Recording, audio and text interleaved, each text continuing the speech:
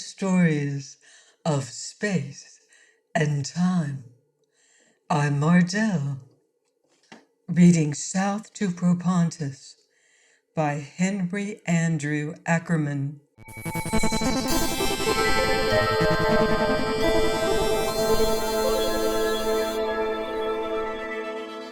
It wasn't the grim thought that he would be dead in a few moments that filled the mind of Don Moffat, so much as the bitter realization that a 16-year-old suspicion had been confirmed too late.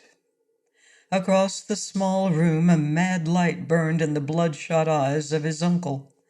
In spite of the raw liquor he had drunk, the grimy paw that held the old electronic gun was steady. Beyond the battered hut's open door, heat-blasted desert pulsated as a tiny sun beat savagely down on the arid, sterile wastes from the Inferno's distant rim. It was that southern rim, a mere uneven thread of rust, to which Don had raised his eyes so many times that day, his heart light with the thought that he was going to Propontis, and from Propontis to a greener world beyond, a world he had dreamed of one day seeing, a world where water wasn't priceless. Earth. Just entering his 20s, he had spent his life on the Martian wastelands, a motherless kid who had trailed a diamond-mad father over the wilderness of sand and rock. Don had been 7 when they struck the Susie lode. There were plenty of the rough stones, and his father had sent for the boy's uncle and his own brother. Together they were to mine and share alike. Shortly after his uncle had arrived, Don had found his father with a charred hole in his heart, bleaching on the sand. Uncle Fred had cursed at him when he wept. Later, though, the man explained it must have been one of the native Martians. Don believed him then, but as he grew and came to know his uncle, he began to doubt. That morning, Uncle Fred had abruptly announced that they were through, that the last gem had been mined from the Susie lode. But there were many diamonds in the plastic boxes, enough to satisfy any man. They would pack their iguana, Gecko, and make ready for the long trek. So Don had stowed the saddlebags and water tanks. Gecko was ready and waiting outside. Don's last act was to gather his own scanty belongings. He was in the hut alone when Uncle Fred came in. Don raised his eyes to find himself staring into the belled muzzle of the electronic gun. "Desert brat," said Uncle Fred thickly. "I'll blow you so wide open there won't be a square meal left for a whirler." And now Don knew that he was to die by the same hand that had killed his father. And Fred was through with him. The boy had helped to mine the gems, but his uncle had never intended that he should live to share them. That was why Uncle Fred had been drinking all day, to bolster up his courage to do deliberate murder. He raised the gun an inch. Don saw his finger tighten on the trigger. He closed his eyes, knowing that it would be all over in a moment. The paper-thin walls of the hut vibrated with the thunderous crash of an electronic pistol. Donald's jaw went slack. For a paralyzing second, he could only gape at his uncle. The man had uttered a choking cry, his fingers loosening the gun. Then he pitched to the floor in a limp heap. In the doorway stood a bullet-headed, brown-eyed man, holding a still-glowing electronic pistol. Over his shoulder peered a bearded, thick-lipped companion. Bullethead shifted his gaze to the boy. "Glad we showed up?" he asked, grinning. "Sure I am, thanks," said Don, eyeing the 2 men closely. They weren't settlers, nor native-born sons of settlers, for the strangers walked with difficulty. They had yet to learn the gliding stride that was second nature to Don, and their complexions had never been won on Mars. "You must be Don," said Bullethead. "Right," said Don shortly. "What's your tag?" "Call me Pete. I heard about you from your uncle last time he was in Strata." Strata was the diamond center of Mars, Don knew. His uncle had been there a month ago with some specimens. There were only three kinds of people in Strata, the boy thought: businessmen, police, and thieves. Hastily he ruled out the first two. His uncle must have told too much about his payload. These men had decided to cash in before it had reached a civilized city. Pete's brown eyes wrinkled. "Right, son," he said amiably. "We're here for the diamonds. Consider yourself lucky to be alive. Now just keep your mouth shut and pack that lizard of yours. We're going to Propontis." Don didn't ask any more questions. While he was filling the water tanks from their stores, he thought with desperate clarity and speed. They were city men, earthmen, and could have hoofed it all the way. He knew how an iguana could go sullen and completely intractable if it were mishandled, and that, he guessed, was what had happened to the outlaws' pack lizards. From the thin crust of sand on their boots, the boy guessed that they hadn't had to walk more than a few miles. Don turned and caught the glance that the two outlaws exchanged. In that look, the boy read an answer to any other question in his mind. Don knew then that he had escaped death at his uncle's hands, only to face it eventually from these two. Pete eyed him quizzically. "Let's get going," said the outlaw. "We'll put some distance between us and this shack before we camp for the night." The boy gave Gecko a friendly whack on the tail. The lizard cocked a lazy eye and ambled off, the rest following. Behind him, Don could hear the two men talking in low undertones. Only one snatch of conversation was clear. "Dumb Martian," Pete had grunted, and his friend had snickered agreement. The boy smiled to himself. Yes, he thought, he was a dumb Martian. What chance had he had to learn in a land where everything withered under the scorching sun, and where only ugly, venomous creatures survived? True, he had read his father's old books, but he had only half understood them. They were mostly treatises on practical mining and engineering, the rest unreal blood and thunder tales of life in the space lanes. 2 hours later, Pete called a halt. He never took his eyes off Don as preparations were made for the night camp. His companion cooked a meal out of tins. The outlaws ate most of it and flung the scraps to the boy. "Brought plenty of water?" asked Pete, tilting a canteen. Don nodded. "That's good, because if we run short, you'll be the first to do without. When's the soonest we can expect to get to Propontis?" "4 days," said Don shortly. Pete raised his brows. "That long?" he asked. "Oh, we better bunk for the night." He pulled out his sleeping bag and dropped it on the bare sand. Don smiled grimly. That was no way to live on the desert, he knew. The boy burrowed down until he struck the red layer of sand that retained the day's heat. There he spread his sleeping bag and crawled carefully in after taking off his heavy sand shoes. With his free arms, he banked the red sand over his legs before unfolding the top flap.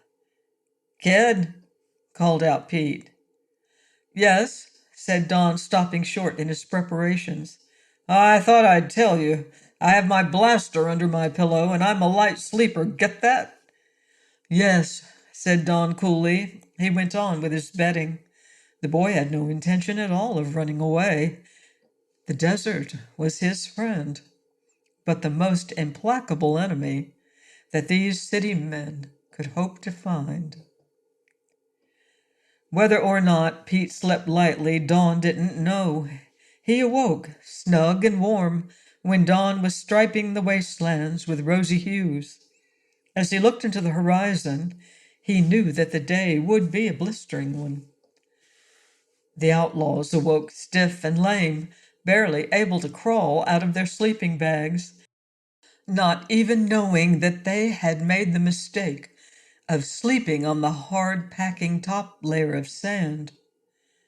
By the time they had started and eaten a meager breakfast, the outlaws had swilled down a full quart of water apiece. Don wisely contented himself with the moisture to be found in the green food he had packed. As the full glare of the sun began to strike the scorching sands, the two Earthmen began to lag. Don slowed down his gait for them. They called for water often, so often that at last he was forced to remind them that they were drinking too much. Pete glared at him out of his red-rimmed eyes, false geniality gone. "Brat," he snarled, "you'd like to see us die of thirst, wouldn't you?" Don didn't answer, and silently gave them water whenever they called for it. By noon, both men were suffering from the choking heat. In the early afternoon, Pete called a halt, coughing dryly. "We're stopping here," he said hoarsely, raising a limp arm at an outcropping of rock that shelved over a stretch of sand, casting a jet-black shadow. The boy did not speak, but he knew that these rock formations were little less than refractory furnaces, concentrating in one innocuous spot, the terrible radiations of the desert sun. Pete coughed again, his smooth skin paling. Suddenly a sort of sympathy came over the boy. "Look," he said, tossing a bit of vegetation under the rock.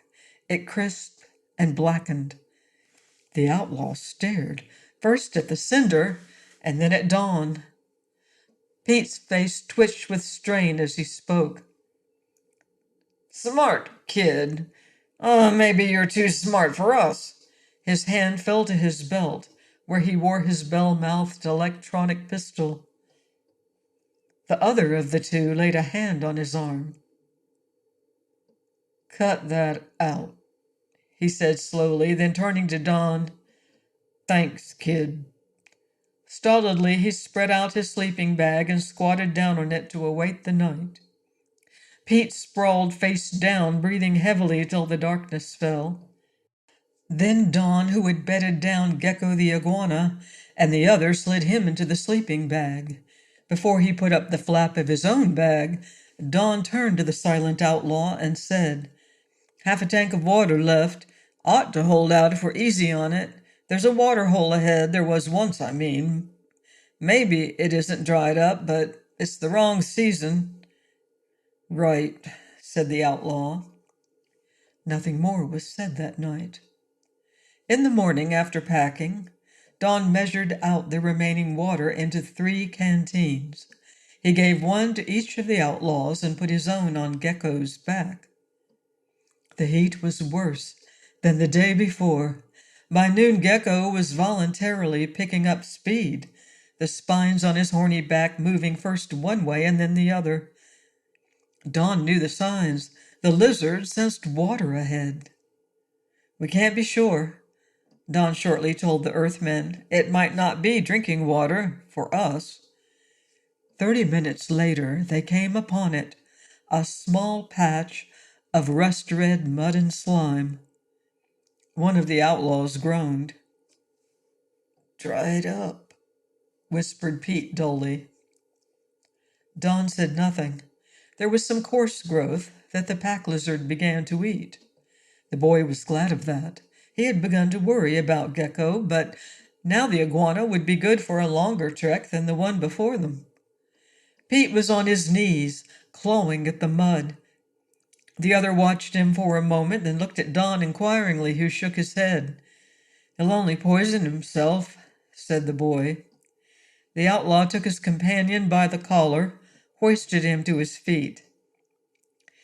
"Take this," he said slowly, offering his canteen. "That mud's deadly."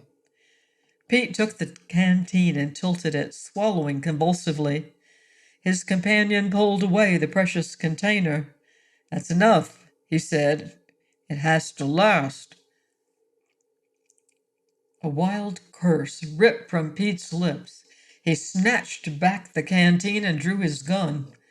In a voice that was hard to recognize as human, he rasped, "Stand back! You and the brat!" His finger whitened on the trigger of the blaster. And then there sounded about them a curiously soft, derisive hooting, seemingly from every point of the horizon. Pete stared wildly about him. There had risen from the sand, it seemed, ghostly shapes, tall, spindly creatures, holding recognizable blowguns against their lips. The outlaw's gun lowered and he looked at Don. "Native Martians," said the boy. "Don't shoot. They know how to use those blowguns. They might not harm us." There was no time to say more, for the weird creatures had noiselessly advanced on them, holding spread before them what seemed to be heavy draperies. Don hadn't even to wonder before one of the things was clapped over his head. He felt himself being picked up and carried. Part of the time consumed by the enforced journey, he dozed fitfully, but while he was awake, he thought with strange clarity and precision, dreaming of the other greener world he had hoped to see. The boy was almost stifled under the heavy folds of the blanket when, after hours of travel, the Martians removed it. Free of the torment, he drew a deep breath, blinking his eyes as he looked about him. The first thing he saw were the two Earthmen, peering dazedly about them, their eyes not yet accustomed to the sudden change of light. And when Don looked beyond the outlaws, he gasped in stunned astonishment. Fronting them were the ruins of an old city. That, he thought, must have been why they'd been covered with the blankets. The Martians wanted to keep the location of the place a secret. It seemed to the wondering boy that giants had played here for a while. He saw great statues, perhaps of forgotten gods, misshapen things with cruel faces, tumbled over on one side. He saw vast paving stones, hewn from solid rock, thrust up from their bed of sand, standing at all angles, cracked and split. He saw great buildings, strong as fortresses, fallen into ruins. In one place that must have been a public square, a tide of sand broke in still waves about the base of a truncated pyramid. "Where are we?" choked Pete, the first of the three to recover from the shock. He stared about blankly. "It's like a city of the dead," he whispered hoarsely. "You're right," Don told him. "It is a city of the dead. An ancient, long deserted city of the Martians, the ancestors of the degenerates who hold us captive. This band uses it as their base from which they launch raiding parties." Don had no time to say more. The Martians goaded their captives ahead of them down streets that had once echoed to the tread of 1,000 feet. The humans, picking through squares where multitudes had shouted, saw no other living thing but a shimmering green lizard that basked on a fallen god. There was no sound but that of the ever-creeping sands. The old people were gone, leaving only ghosts, and the hand of time, in its unhurried way, had long since set about the task of wiping out all trace of their existence. The party turned suddenly around the jutting corner of an immense white stone edifice. Then Don saw something that took his breath away. Before him was a great, towering structure, a temple, judging by the cryptic signs that adorned its face. Before the temple was a sunken triangular amphitheater of shining yellow stuff. A glance told Don that the great pit was made of shining bars and heavy slabs of hand-hammered and hand-polished metal. Don wondered why the outlaws were eyeing the sunken pit so intently. Since he'd been raised on Mars, Don had never heard of gold. But it was the birds, perched on the top ledge of the amphitheater, that caught Donald's attention as he neared the temple. There were hundreds of them, whirlers, with plump bodies and pinkish eyes, iridescent sloth, poking busily with their long, sharp beaks, spotted kotazi, standing in somber dignity, and everywhere the huge black sominas. Don paused. These birds made him cold in his stomach. "What are those?" asked Pete, his smooth face uneasy. "Birds native to Mars," said the boy, "but I've never seen them in such numbers." The Martians and their prisoners halted before a small, square stone building. Pete was singled out by one of the gangling creatures and yanked inside the little structure. The other outlaw was forced in after him. Don watched with a strange feeling of detachment as the two vanished into the building.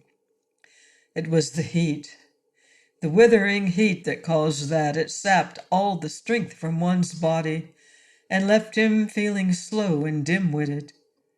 As he stood there, he noticed belatedly something he'd been looking at all the while but had not really noticed. It was a small clump of stunted trees, growing a few paces back from the edge of the amphitheater. Their crooked branches were overladen with the globes of some bright red fruit. A sudden impulse came on him. He could just touch one of the limbs. A moment later, one of the red fruit was in his pocket. He forgot about the thing as soon as he saw Pete and his guards emerge from the building. "What happened?" the boy asked. The outlaw coughed dryly.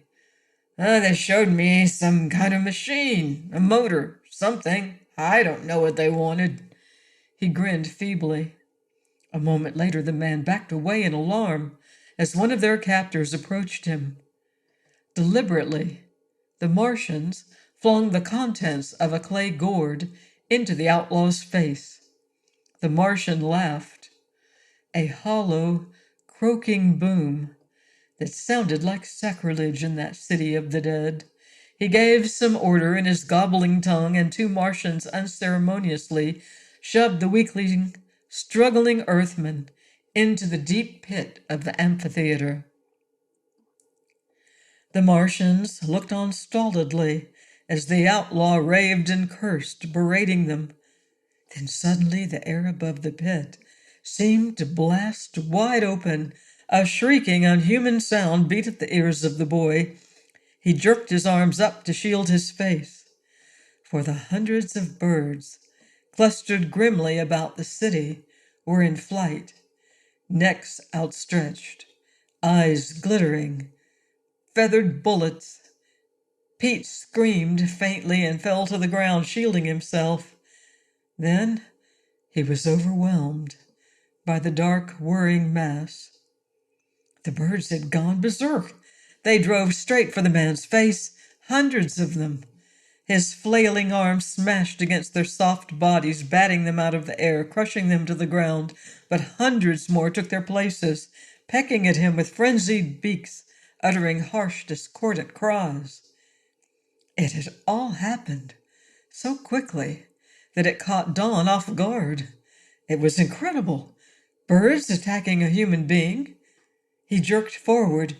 Immediately, Martians rushed to the aid of his guards. His young muscles strained to break their grip, but in their hands he was powerless. Agonized, he watched Pete die, a swaying, staggering figure, seen dimly through a heaving whir of wings and stabbing beaks. Finally, it was over, and the birds, flying heavily, reeled through the air to their old posts, leaving behind them 100 dead and dying of their kind, the result of the outlaw's frantic blows. The boy turned his eyes away from the gory mess on the floor of the amphitheater. In spite of his horror, his mind was working with desperate clarity. Birds do not attack human beings. It was against nature. What had maddened them to their deed? His eyes widened as he saw the second of the outlaws dragged from the little building, his face dripping with the fluid. And then a forgotten memory linked itself with what he saw. The liquid that had been poured on the Earthman was Xthola, Martian language for bird lure. It could be distilled from certain wasteland plants, which the birds ate as a natural tonic and medicine. But the concentrate of these plants had no mild effect of stimulation. Birds went mad when they smelled its faint, pungent odor. It had a tropic effect on their ganglia. They had to go to it, gobble it down, and swallow in the stuff. They pecked savagely at anything that had it on it, the slightest trace of the distillate. "The pit!" called the boy frantically. "Don't let them—" But one of his guards struck his mouth, and he fell silent, knowing there was nothing more he could do to avert the fate that was before the outlaw. The man was wholly paralyzed with fear. The Martians laughed as they hurled him into the pit.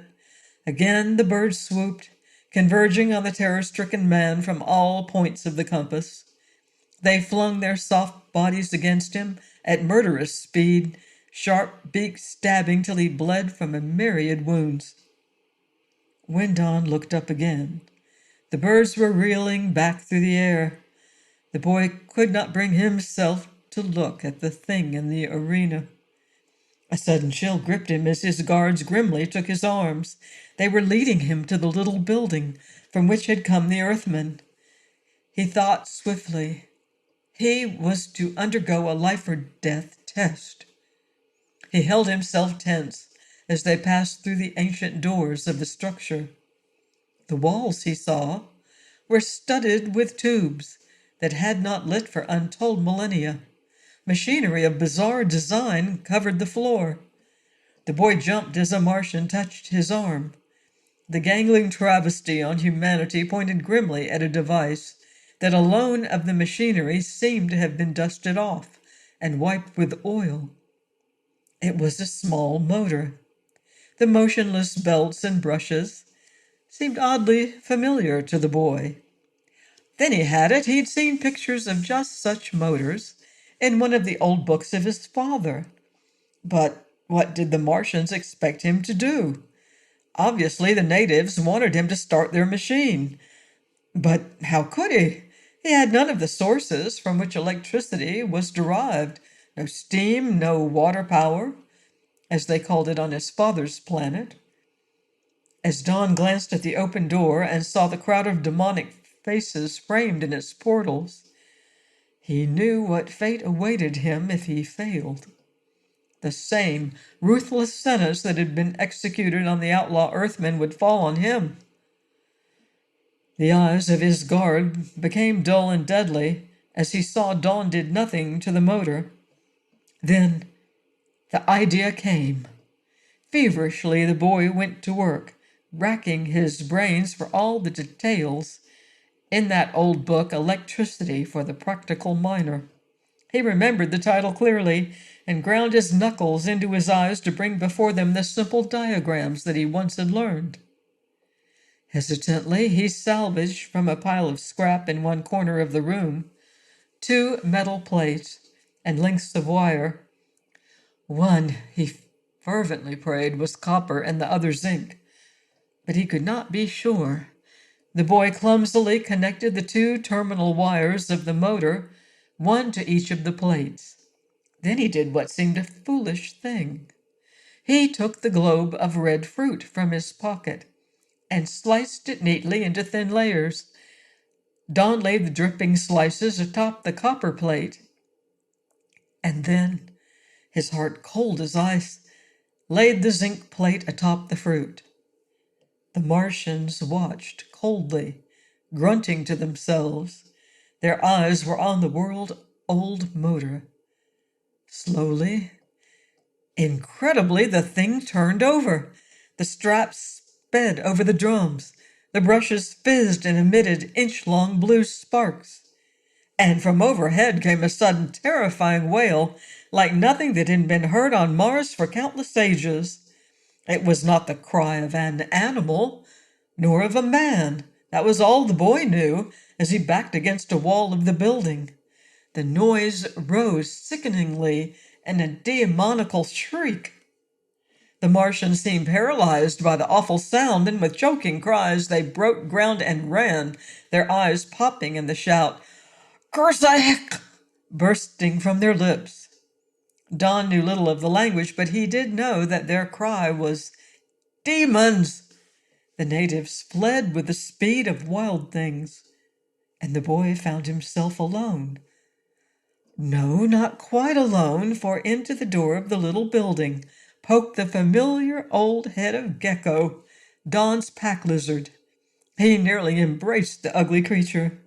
It would have been hell to go without water for another minute. From the canteen on the iguana's back, Don took a long, refreshing swig. Then he turned again to the motor. It was still turning over, but more slowly. He was about to separate the plates when it stopped of its own accord, and the fiendish wail from above died away. The boy nimbly scaled the webwork construction and pried about the tangle of machinery until he found the obvious answer. It had been a blower, operated by the motor, which had been attached to a simple siren. Burglar alarm, perhaps, or danger signal, he thought. At any rate, it had saved him. He laughed as he descended slowly. The old book had been right. Fruit acid between zinc and copper made the simplest sort of generating battery cell. What knowledge he had possessed he had used to the full. He drank again from the canteen.